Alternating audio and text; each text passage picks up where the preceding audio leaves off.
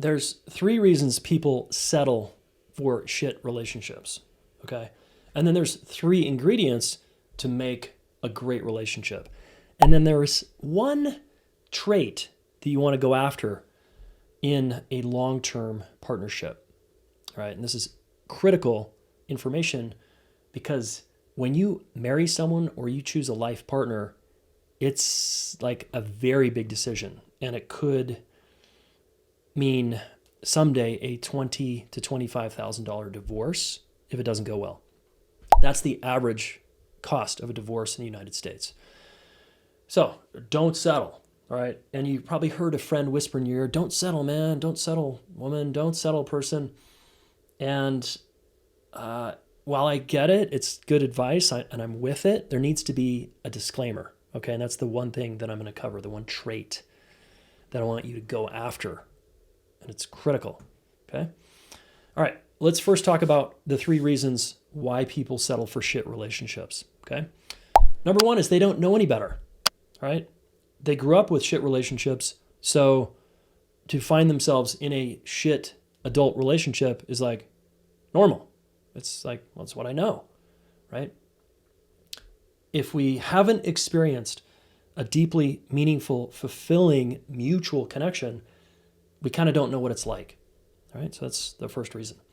Second reason is people don't value themselves. So I get lots of emails, lots of DMs from people saying, hey, what should I do if my partner won't do the work, or they're emotionally unavailable, or they won't take responsibility for their part in a fight or something like that? And I'm like, what? Like, why are you even tolerating this? And people tolerate this because they have low self-esteem, low self-worth, and don't value themselves. As we increase our self-worth, I did a video on this, and we value ourselves more, we don't appreciate and we won't settle for people who don't appreciate us to the degree that we appreciate ourselves. Like, no, I'm not going to be treated like this. It feels really bad. But again, if you have low self-esteem, low self-worth, you attract people that sometimes confirm that you have low self-esteem, or they try to lift you up. They're always the cheerleader and you're like the depressed person.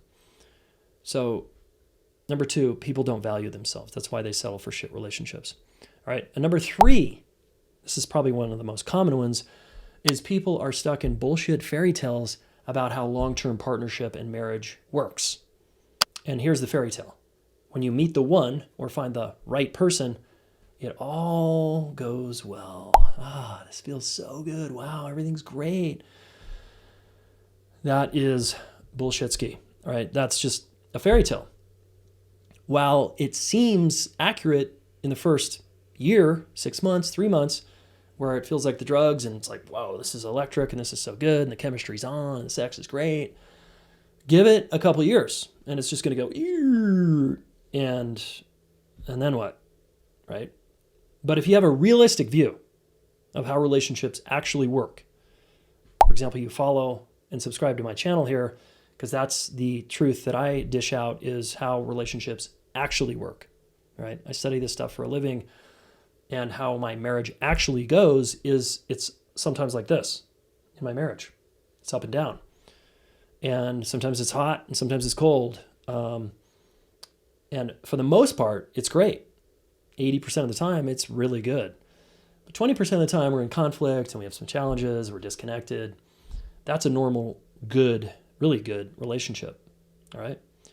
But some people think it's supposed to be good and excellent all day long, forever.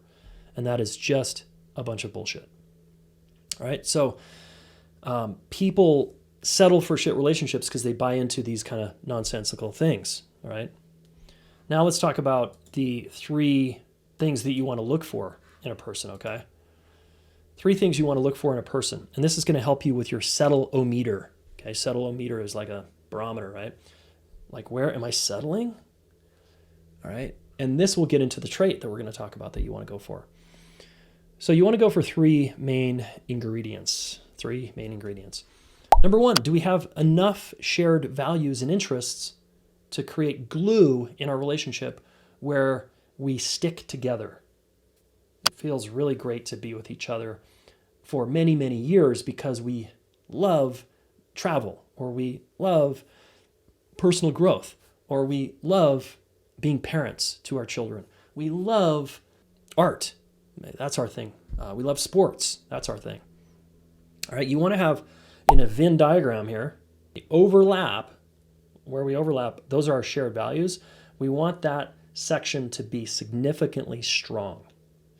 And again, in the beginning, it seems like everything's strong, but over time, people polarize and they're like, whoa, you're really different. Oh my God, you do that. Oh, you act like that. Try to have a lot of shared values, okay? It's really great to also have different values. You do your thing, I do my thing. I don't relate, but you want there to be an overlap that's really strong, okay? Number 2, are they willing and able to learn how to work through conflict and adversity and challenge like a team? This is probably the single biggest reason people get separated and divorced, is because number 2 here is not in place. They're not willing to learn and work through conflict. Number 3, which goes along with number 2, and this is huge, can they take responsibility for their part in a fight or a challenge or a conflict or a distancing event or silence, etc.? Can they raise their hand and say, I have a part here? If it's all your fault and you're with someone who's like, I don't have a part, you're the sensitive one, you're the needy one, you're whatever, it ain't gonna work, because that is, again, bullshit. Everybody has a part in a relationship. A relationship is 2 ways, right? It takes 2 to tango.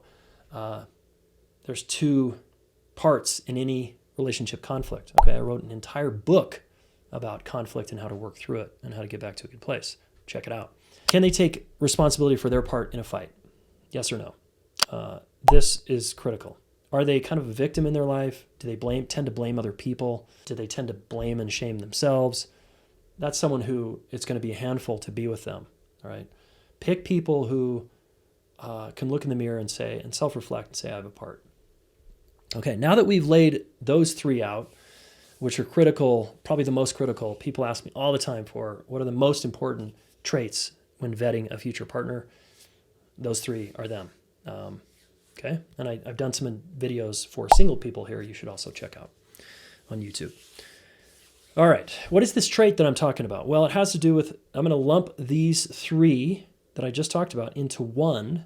I'm going to call it good enough. You want to find a good enough partner that does those 3 things. Now, why in the hell, Jayson, you just told me not to settle, and now you're telling me good enough? That sounds so kind of flaccid and lame.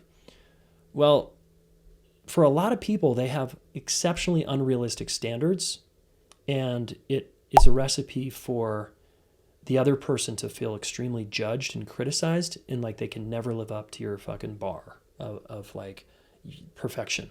Okay. So it's okay to have a high bar for who you want to spend the rest of your life with or a long time with, but let's call that bar good enough.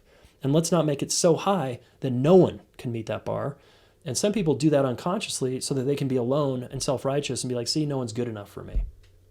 And that person ends up kind of living a miserable life. Good enough, okay? This is also for parents. It's so hard to be an amazing, perfect, incredible partner 24/7 for 50 years. It's kind of impossible. So you can't do that yourself. You can't show up that way. So why would you expect someone else to? So let's go for good enough. But let's couch it in these 3 traits that I'm talking about, right? Do we have enough shared values?